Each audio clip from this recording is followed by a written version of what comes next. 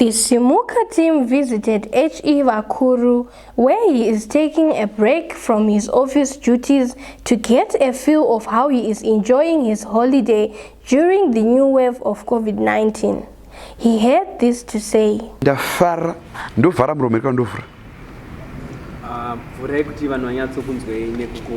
Yes, ndofura ndopisa chiseketeka ukwedera uko handiti kuita 1 meter social distance munda wavakuru unganzi wa hotspot zvikazokanganisa tichinda mberi. Vakuru chingada kuziva kuti how has been your holiday so far? Hai ndigere handiti indasiyana navadhara vaibuda handiti vachinda vachingoinda kunanda Singapore nekumalaysia handiti asisu palivi rivi toitira pano munyika yedu nyika yerifa nyika yajehovha ndo saka ndauya ndiri pano kumunda sokuona kwamaita uko handiti pana chengubva mukutuhwina ndozvina ndondokohwa. Alright.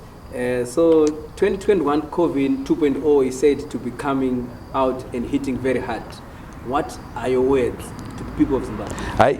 ndakaiwa handiti ndoti kuvanhu garai mumba zvakatabwa nevakasanobata handiti hapasi pavo hapasani pari pavo handiti vakabatira indakazorora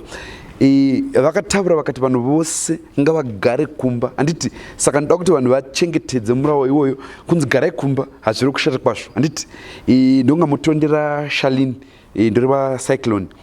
yanga yarova Manicaland handiti takaivharira pashe handiti yakati vuye isu rakash iyo vuye rakash yakangova yaraduture mhepo saka iyo iCovid ichati vuye toirakash asi vanhu ngavagare kumba handiti veManicaland takavati garai kumba vakagara pavaifana kunga vari paShalini paakangovuya isu rakash iye vuye isu rakash. Tinotenda.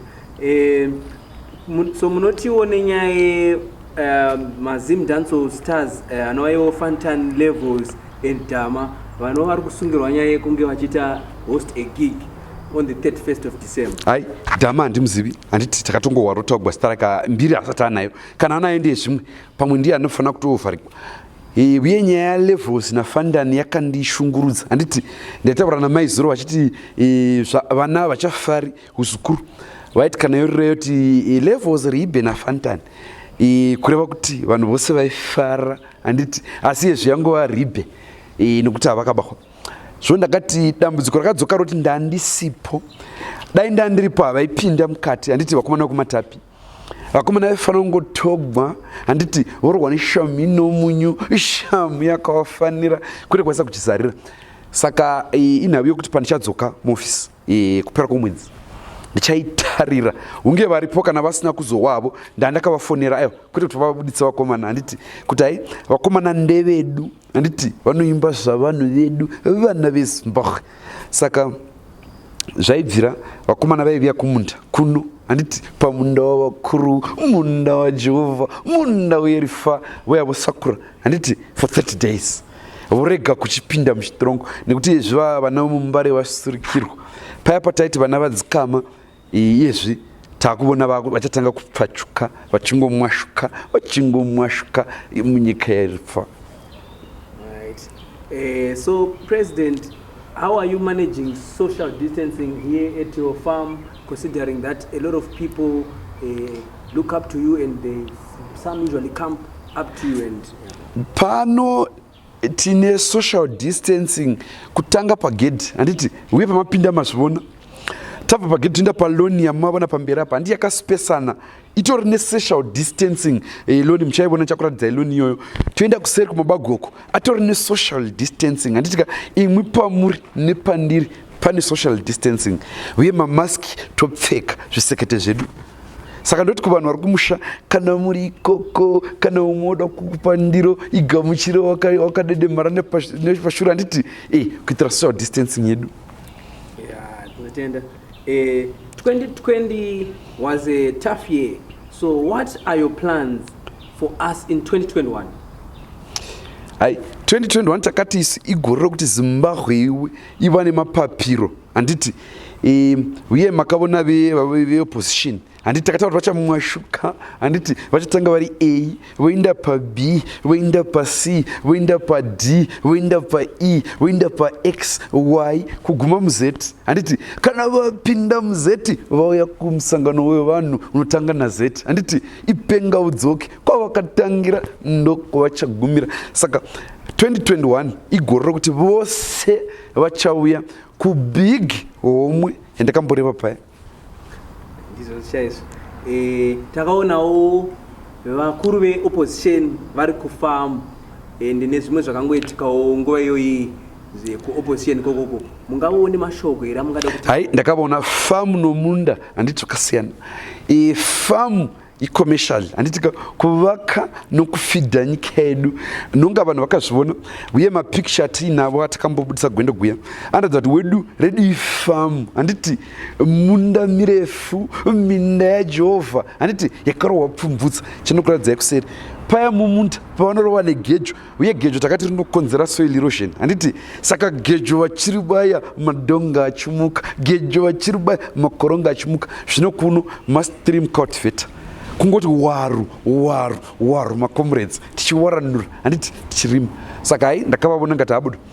vachavingwa neveddf voona kuti marimiro avo ndo iwe here kana kuti hai pane pavaposha mungavawo here mune chekutaura pamusoro pemakakatano akaitika kuopposition inova iyo yakazova nekurovana kunetsana nekukakavadza hai takavaona veopposition handiti kuti vanomwashuka ndosaka takati vana vezimbabwe ngavavhotire musangano wavo musangano wajehovha musangano werifa musangano wenyu wakadiwa najehovha handiti uye ndakatoona kuti vakomana pavakavharegwa vekumatapi pakareshwa uye toti vabuda handiti sokutaura vanamboita vauye pamunda pano 30 days vachikofora vachisakura handiti vachishakura nokuti kana tikavasunga Bethbridge ndakaibona ndiani unosungwa handiti tipafunge ipapo saka isu tiri hurumende yenyu kana kudenga hakuna hurumende yakadai hurumende yajehovha vameri najehovha iwe ukaona sanhu waziva kunanga kwajehovha zvikwari kana denga huripindi kana kudenga hakuna hurumende yakadai hurumende yegutsa ruzhinji hurumende yavanhu hurumende yenyu tinotenda vakuru nekutipa mukana wekuya kunokuonai handitika hai very good magona imwe ndatoshaya kuti wadzima wagora uye ndati dai ndandiripo handiti vakomana havaimbopinda mukati nokuti zvokwadi vangabva kumatapi vajaira zvo handiti kwavangofanana saka vari koko neimomo zvimwe chete havana chavanohwatsa vauya kuno kumunda vachishakura handiti nda kuti uone loni andachitaura yesocial distancing iya namabagwe kuseri handiti very good nditeveri hai unogona iwe mibvunzo yako ndaivona yakachenjera handiti very good asi chipfeka chisekete chako tapedo social distancing ndisati ndobuda matrausi kana kuti muda haazoiti nda kuti mutore mupicture apa handiti weloni uko vakomana vatema nhasi asi hai vada kuzoisa soya beans kuseri kwese ikoko jehovha vaisitira zvakanaka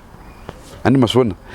uye kana ipapa maivonaka yanachitaura iri social distanced. Vakuru took time from his holiday to give the team a tour around his farm, showing us his works in the farm. In light of COVID-19 pandemic, HE explained how he is practicing social distancing and encouraged citizens that it is of paramount importance to exercise caution in handling this pandemic. Anti unovona takaona veopposition vachibuda vari pakovhu muriwo wokuzhe muriwo wavavuyi uyu ndo wedu handiti mubobora unoona shizha racho rakakura zvino udzamu ndo gore